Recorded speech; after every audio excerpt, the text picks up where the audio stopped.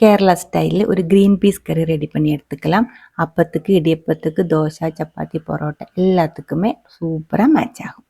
ஒரு கப் அளவுக்கு green peas night ஃபுல்லாக ஊற வச்சதுக்கப்புறம் தண்ணி வடிகட்டி எடுத்து குக்கருக்குள்ளே சேர்த்துருக்கு.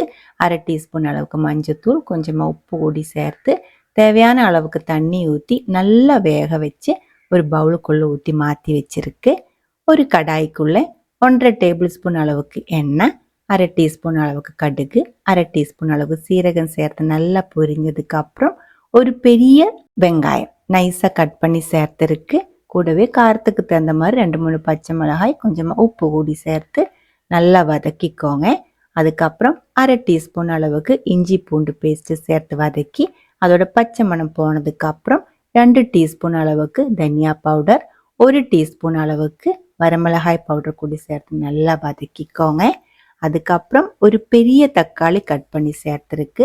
கொஞ்சமாக கருவேப்பிலையும் கூடி சேர்த்து வதக்கி லோ ஃப்ளேமில் மூடி வச்சு நல்லா வேக விட்டுக்கோங்க.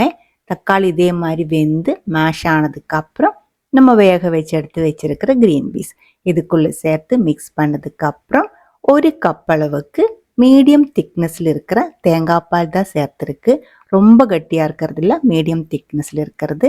2-3 நிமிஷம் நல்லா கொதித்து கறி திக்காக வர ஆரம்பிக்கும் போது 1/2 டீஸ்பூன் அளவுக்கு கரம் மசாலா பவுடர் இல்லை இருந்தால் சிக்கன் மசாலா பவுடர் சேர்த்து நல்லா மிக்ஸ் பண்ணி கொதிக்க விட்டு கூடவே கொஞ்சம் கொத்தமல்லி இலையும் கூட கட் பண்ணி சேர்த்து மிக்ஸ் பண்ணிக்கோங்க. டேஸ்ட் பேலன்ஸ் பண்ணுறதுக்காக 1/2 டீஸ்பூன் அளவுக்கு சர்க்கரை பொடி சேர்த்து கலந்து விட்டதுக்கு அப்புறம் தீ ஆஃப் பண்ணிட்டேன்.